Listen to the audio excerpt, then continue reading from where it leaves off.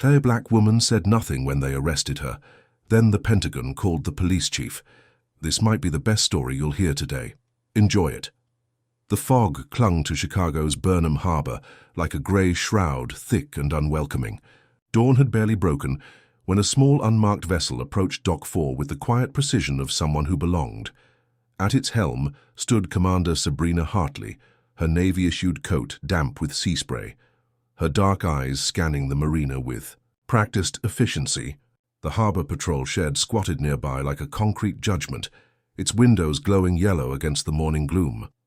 Sabrina's movements were deliberate as she secured her boat, each knot tied with military precision, each line checked twice. Her authorization had been filed hours earlier, logged into the system at 0400 hours. Standard protocol for Naval Systems Command personnel conducting classified operations. But protocols, she had learned, meant little when your skin told a different story than your credentials. From the patrol shed, 2 harbor officers emerged. Officer Dale Renner slurped loudly from a paper coffee cup, steam rising from the rim like his contempt. His partner, Officer Mike Taggart, buttoned his jacket without looking up, already dismissing what he saw before understanding it. Their boots echoed against the wet concrete as they approached each step, heavy with assumption. "What the hell is this?" Renner muttered, gesturing at the vessel with his cup. "Did someone's cleaning lady steal a yacht?" Taggart's laughter was sharp and cruel, designed to carry across the water. Sabrina heard every word but continued her work hands steady, despite the familiar ache of recognition settling in her chest. When they reached her, Renner leaned against the dock post with false casualness. "Hey there, sweetheart. You look a little lost. Public marina's about 3 miles that way." His tone dripped with syrupy condescension, each word carefully chosen to diminish. Sabrina turned to face them, her expression serene as deep water. "Authorization filed, system log, 0400 hours. Taggart spat over the edge of the dock. "System log, lady. This ain't some tech demo. This is a restricted facility, and you're just another trespasser trying to sound important." His words hit like physical blows, but Sabrina's posture remained unchanged. She reached slowly for her satchel. Identification. The moment her hand moved toward the bag, Renner's weapon cleared its holster with practiced speed. "Move that hand. 1 more inch and you won't be moving anything else, sweetheart." The barrel pointed directly at her chest, unwavering.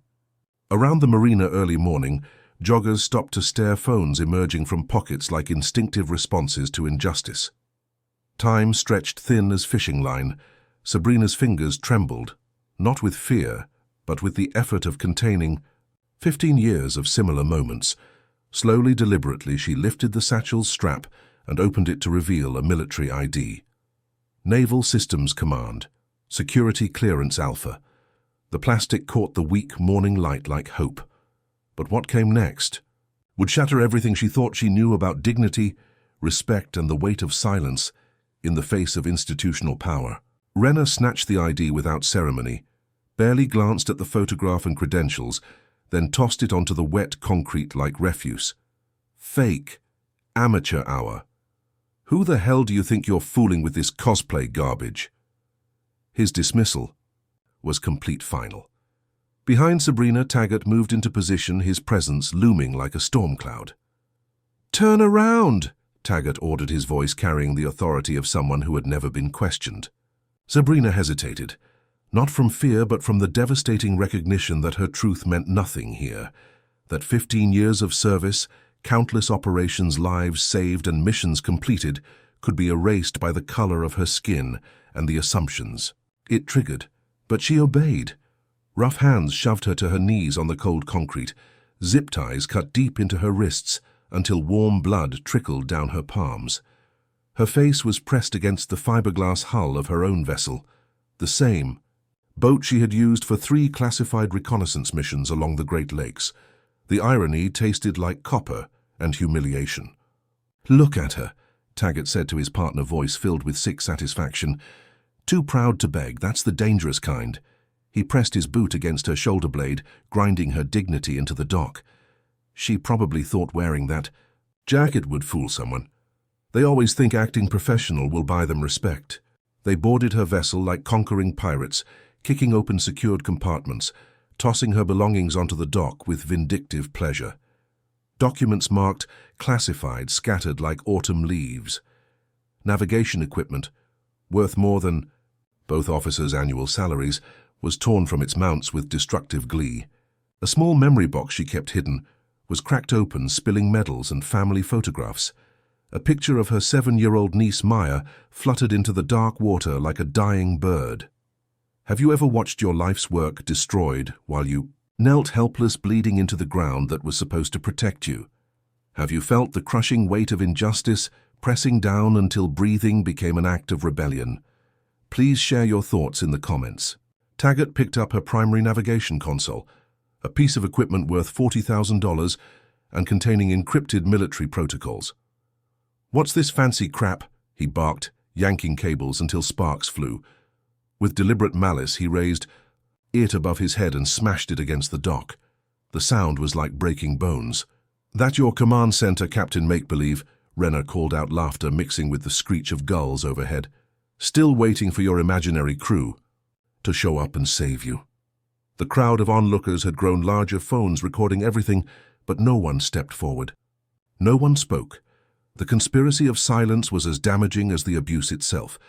Sabrina remained motionless, her eyes fixed on the horizon where Lake Michigan met the gray sky. Her wrists burned. Her knees felt raw against the concrete. But something deeper than pain held her together, a core of steel forged through years of serving a country that questioned her right to serve it. She would not break, could not break. Her silence became her shield, her dignity, her weapon. "You're awful quiet, sweetheart," Taggart whispered, crouching beside her again. His breath was hot against her ear, invasive and threatening. "Where's that confidence now? Still think you're special? Think that uniform makes you equal?"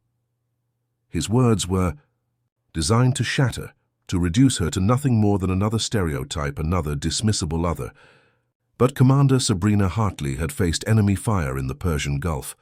She had coordinated rescue operations during Hurricane Katrina. She had briefed senators and generals, and now kneeling on this dock with her blood staining the concrete, she discovered that her greatest battle would be fought in silence with dignity, as her only weapon, and truth as her ultimate vindication. Minutes stretched into eternity. The radio on Renner's belt crackled, "Marine 81 inbound, ETA 2 minutes. Neither officer seemed concerned. They stood over their prisoner like victorious hunters, convinced of their power, certain in their righteousness. The approaching boat meant backup, more witnesses to their authority, more validation of their actions. But sometimes the universe has other plans. The tactical vessel that arrived moved with military precision, cutting through the water like a blade. Armed personnel in tactical gear surrounded the scene with professional efficiency that made the harbor patrol officers suddenly look like children playing dress-up.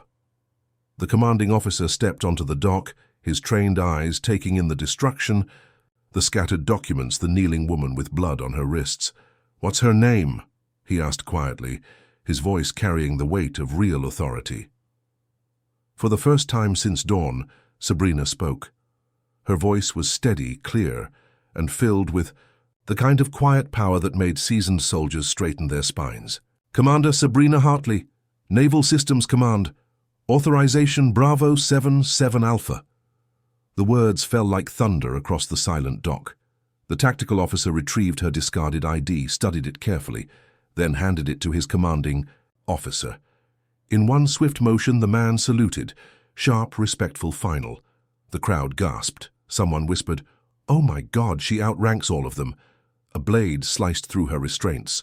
Sabrina didn't move immediately. She remained kneeling, not from submission now, but from choice, letting the moment crystallize, letting the reversal of power speak louder than any words could. When she finally stood, brushing blood from her wrists, her movements carried the authority of someone who commanded submarine fleets and coordinated international naval operations. "Ma'am, are you injured?" the tactical commander asked. Sabrina looked at her destroyed equipment, her scattered belongings, the photograph of Maya disappearing beneath the dark water. Then she turned to face the assembled crowd, the officers who had humiliated her, the system that had failed her. "Secure the perimeter," she said quietly. "Upload all system logs. Preserve what remains." And just like that, the dock transformed. The same space that had witnessed her degradation now became her command center. Military personnel moved with purpose, following orders from the woman they had watched bleeding moments before.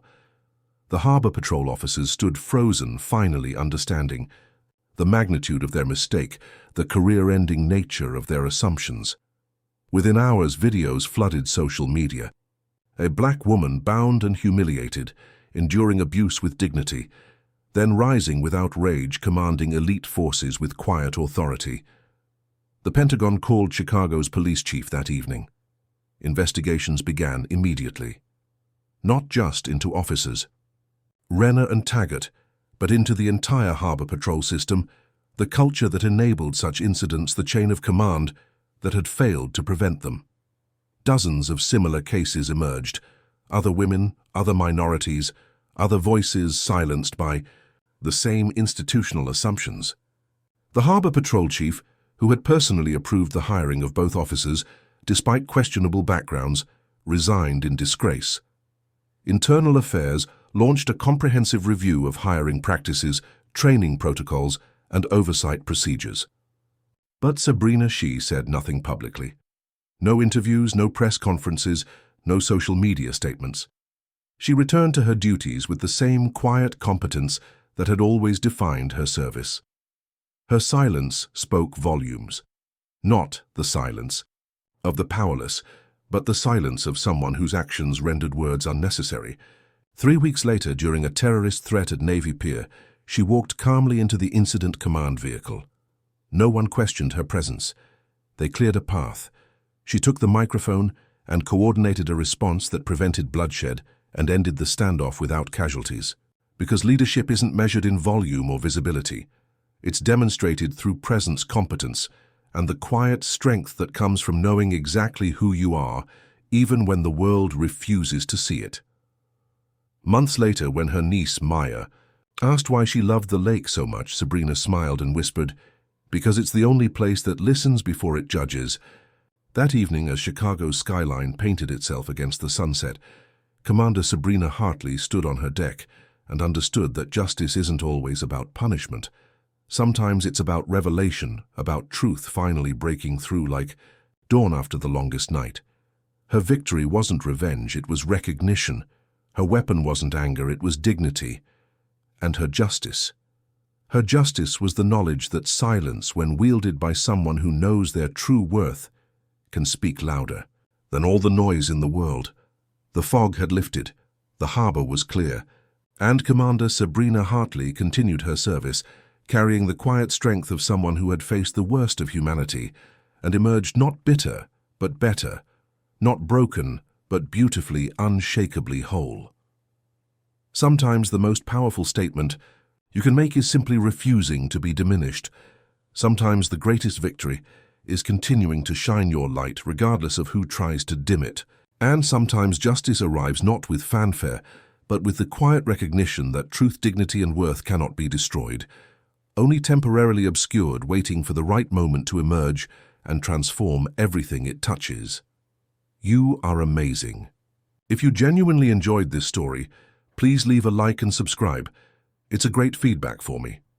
If it made you feel seen, heard, or simply reminded you that change is still possible, share it with someone who needs a little hope today. See you.